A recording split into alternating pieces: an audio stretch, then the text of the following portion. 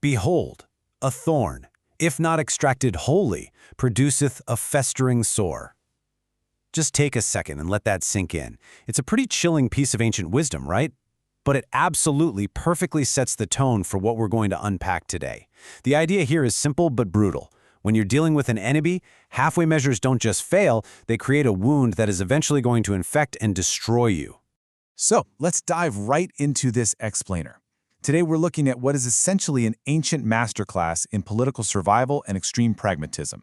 We're pulling this directly from the Mahabharata, specifically section 142 of the Mahabharata. Now, a lot of people know the Mahabharata as this grand epic of heroes, gods, and cosmic destiny. But it's also this incredibly dense, totally unsparing manual on the brutal realities of ancient statecraft. What we're about to explore is a doctrine of power that is so uncompromising, it honestly makes Machiavelli look like a friendly high school guidance counselor. Section 1. The King's Dilemma, the Paranoia of Power. To really understand this whole philosophy, we first have to understand the dilemma the king is facing. So King Dhritarashtra is watching his nephews, the sons of Pandu, the Pandavas, just grow mightier by the day. They're energetic, they're heroic, the people love them, and the text tells us straight up, the king is exceedingly jealous. He's miserable with anxiety, constantly feeling the shadow of his nephews creeping right over his throne. And all of this brings him to one ultimate agonizing question. Should I have peace or war with them? He ends up summoning his chief minister, a guy named Kanika, who is an absolute expert in the science of politics, and promises to do whatever Kanika tells him. What follows is Kanika's answer. It's this sprawling, deeply cynical, completely unfiltered monologue on exactly what it takes to maintain an iron grip on an empire. Section 2. Kanika's Ruthless Philosophy, the Art of the Strike. Now, as we break down Kanika's ruthless philosophy, I want to be clear that we're just observing this ancient text for what it is. We are certainly not endorsing these viewpoints, just impartially unpacking the raw mechanics of power exactly as Kanika lays them out. And his core solution? Absolutely zero mercy. Complete and total destruction of the threat. Just look at the sheer intensity of these rules of engagement. First up, always be ready with uplifted maces to strike. Basically, fear is your primary tool. If you're always ready to swing, everyone stays terrified of you. Second, never scorn an enemy, no matter how small or pathetic they might seem. Third, and this is a big one, you have to destroy foes' root and branch. That means taking out their allies and their partisans too. As Kanika says, if the root is torn up, the branches just can't exist. Fourth, show absolutely no mercy. Even if they're piteously begging for your protection, remember that the dead can't inspire fear. And finally, there's this highly pragmatic piece of advice.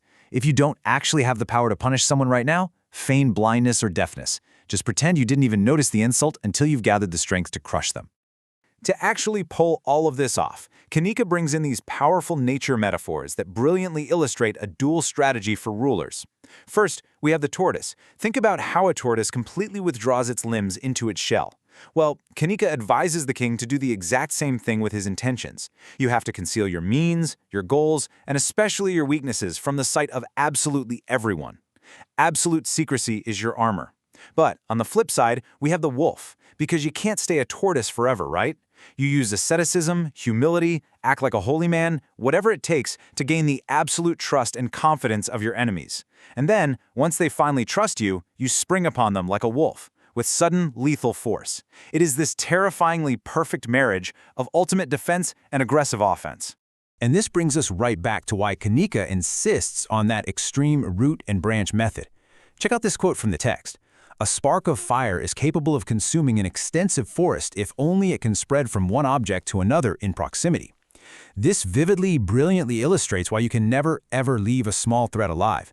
A seemingly insignificant enemy, if they're left alone to make alliances and gather resources, is exactly like a spark jumping to dry branches in the woods. Before you know it, they can ignite a massive conflagration that will burn your entire kingdom right down to ash. Section 3. The Fable of the Jackal, a case study in deception.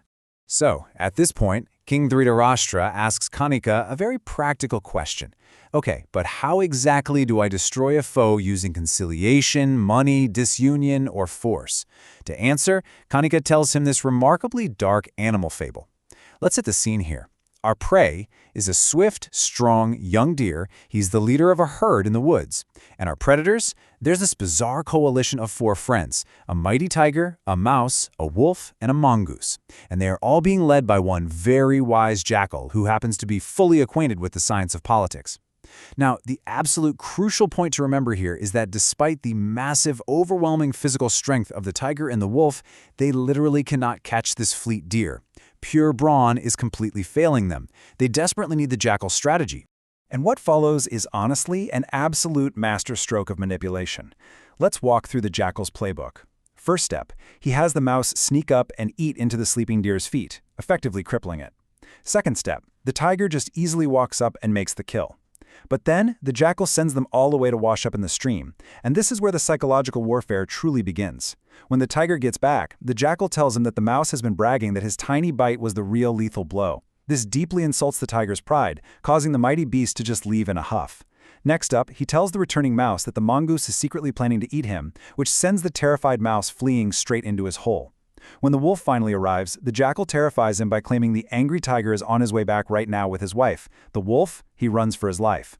Finally, the jackal just boldly turns and intimidates the mongoose, claiming he's already defeated the tiger, wolf, and mouse in single combat. The mongoose actually believes the hype and retreats. The end result?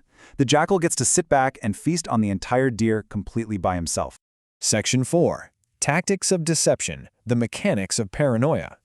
See, the jackal defeated his superiors not by physically fighting them, but by completely exploiting their pride, their fear, and their greed. Connecting this back to human governance brings us to the actual terrifying tactics of deception that Kanika demands. It requires this incredibly jarring juxtaposition. On one hand, you have the garb of virtue. Kanika actually advises the king to weaponize fake empathy. Speak soft words, literally smile while you're engaged in a terrible act, and even shed pitying tears for your victim afterward. But behind that gentle smile, your heart has to be as sharp as a razor. You use poison, you tear at their vitals, you burn down the house of the person you're punishing, and you slay anyone, even a friend, a brother, or a spiritual teacher, without a single scruple if they become a threat. The outward virtue is literally just a cloak for the cruelty. Now, to enforce this kind of rule, a king has to see everything while revealing absolutely nothing, which means he needs a surveillance state of overwhelming scale. Kautilya explicitly tells the king to employ spies disguised as ascetics everywhere. Just look at these target categories. The inner circle. You're spying on your own ministers, the chief priest, the heir to the throne, the jailers, and even inside the private inner apartments of the palace. Public spaces, gardens, drinking halls, busy streets, all monitored. Even holy sites aren't safe. Temples and places of sacrifice are totally bugged, so to speak.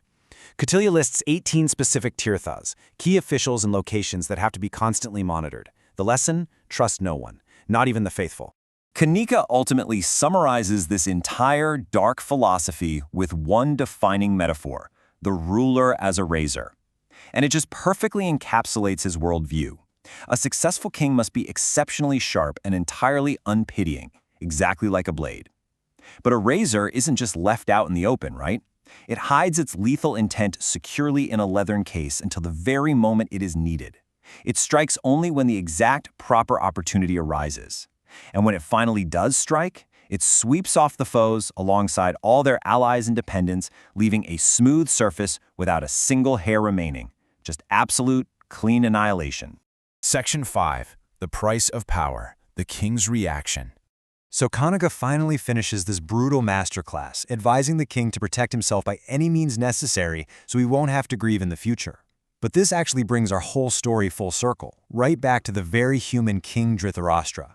We have to ask, what is the personal price of this kind of absolute power?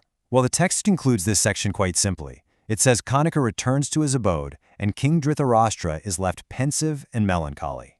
Think about that. Despite getting exactly the definitive strategic answer he asked for, the king isn't relieved at all. He is heavily burdened by the terrifying reality of what he must become in order to survive. Which leaves us with this final, really provocative thought to chew on. If maintaining absolute power requires this level of absolute deception, crushing paranoia, and cold-blooded cruelty, is the crown actually a prize, or is it a prison? Kanika's advice guarantees safety, sure, but it demands the king's humanity in exchange. It's a fascinating, genuinely dark glimpse into the ancient science of politics from the Mahabharata, and it for sure leaves you wondering about the true cost of power. That wraps up our explainer for today. Keep questioning and keep learning.